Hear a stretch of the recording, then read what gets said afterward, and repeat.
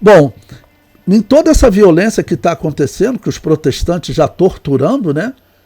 Já fazendo guerras, eu tenho falado para vocês sobre Erasmo de Roterdã, é o item 29 do nosso material didático, página 53, ele comenta sobre a violência dos protestantes. Bom, ano 1524 da era cristã. Quando estudamos as guerras católico-protestantes, entendemos por que os europeus desenvolveram uma forte resistência ao cristianismo. Irmãos, hoje na Europa as pessoas falam que se você tentar falar de Jesus, os europeus riem de você.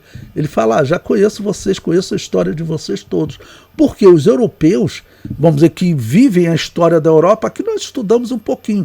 Eles estudam todas essas guerras, porque eu estou falando para vocês, serão agora 300 anos de guerra, irmãos, entre católicos e protestantes.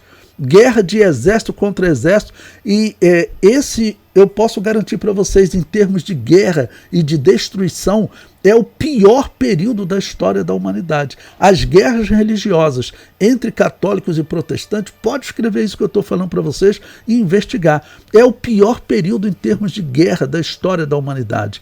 Só uma das muitas guerras católica-protestante, chamada Guerra dos 30 Anos, essa guerra, os historiadores dizem que a Alemanha ficou tão destruída que a destruição da Alemanha foi pior do que na Segunda Guerra Mundial. Acredite, a Segunda Guerra Mundial, a destruição dela com aviões e mais aviões jogando bomba, e mais bomba e bomba por vários meses na Alemanha. Imagine a destruição da Guerra dos 30 Anos, que nós vamos estudar de 1618 a 1648, só essa guerra foi pior do que a Segunda Guerra Mundial. Os historiadores dizem que tem que somar a Primeira e a Segunda Guerra Mundial para se equiparar a essa Guerra dos 30 Anos. E serão 300 anos de guerra. E por que a guerra era tão terrível? Porque quando um protestante... quando um católico, vamos dizer, invadia uma cidade protestante, aqui na Suíça mesmo, eles vão estar em guerra. Tem período que, como eu disse para vocês, um estado como o Rio de Janeiro, eu quero ser protestante. Aí é Minas Gerais, eu quero ser católico. Aí daqui a pouco um ataca o outro.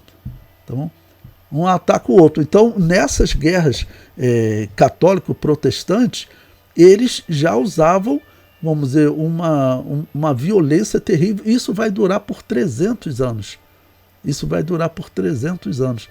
Então, quem vai estudando essa história, ele não quer saber de cristianismo, ele não acredita mais no cristianismo. O que é que nós temos que fazer? Nós podemos dizer para ele, olha, você admira as palavras de Jesus? Ele fala, sim, as palavras de Jesus eu admiro, mas o que vocês fazem na história, eu deixei de acreditar em tudo. Você conhece a história que os protestantes eles foram evangelizar Mahatma Gandhi, um homem, né, que era hindu, pacifista. O hinduísmo ele tem muito, né, de pacifismo. Aquele homem foi evangelizado por protestantes, porque você conhece a história, ele vivia na Índia. A Índia ela era dominada por quem? Pela Inglaterra. A Inglaterra, onde ela ia, ela levava a igreja dela, que é a igreja protestante. E esses protestantes lá da Inglaterra foram evangelizar Mahatma Gandhi. E Mahatma Gandhi, ele falou para eles, olha, eu conheço até a Bíblia, conheço as palavras de Jesus, eu gosto das palavras de Jesus. Na verdade, eu gosto do Jesus da Bíblia, eu não gosto do Jesus que vocês pregam. Porque aquela igreja protestante, ela fazia parte da opressão inglesa. Ela acreditava que aquilo ali, vamos dizer, aquele rei era um representante de Deus. Os protestantes falavam isso. Não esqueçam isso. O rei da Inglaterra é agora o representante de Deus, não é só o Papa, não. Então, Mahatma Gandhi deu essa resposta a eles. Okay? Então, a crítica à violência deles era assim geral. Tá bom? E a violência entre eles era a regra. Bom, eu coloco aí um site também do historiador católico, o site apologista da fé católica. Ele diz, assim ocorreu com o próprio Erasmo, que havia sido inicialmente partidário de Lutero. Pouco tempo depois, desiludido pelos violentíssimos meios de que este e os seus se valia, escreverá a um amigo em 1524. Eles, os reformistas, têm sempre essas 5 palavras nos lábios: Evangelho, Palavra de Deus, fé, Cristo e Espírito Santo. E, no entanto, vejo muitos se comportarem de tal modo que não posso duvidar de que estejam possuídos pelo demônio. Dirigindo-se a Lutero, diz: com esse seu temperamento arrogante, imprudente e revoltado, estás agindo o mundo inteiro com uma ruinosa discórdia. Vamos dizer, porque ele tanto estava defendendo a guerra contra os camponeses, que era algo que tinha que ser tratado com carinho. Você vê o tamanho da fome e da revolta, os mortos foram 100 mil. Então era uma questão que tinha que ser tratada, né, de uma forma diferente. O Lutero mandou realmente atacá-los. Era para ele ter defendido que os reis e a Igreja Católica e a Igreja Luterana, tá bom, usassem o dízimo para ajudar os pobres. Eles só usavam para enriquecimento. Os pobres eram obrigados a dar o dízimo. Até hoje, na Alemanha, se algum dia você arranjar emprego na Alemanha, você vê como o protestantismo é uma instituição político-religiosa. Se você arranjar um emprego na Alemanha, eles te perguntam o seguinte: qual é a sua religião? Se o indivíduo responder católico, dá o CNPJ da sua paróquia. O dízimo é descontado na folha, tá bom? É descontado na folha de pagamento.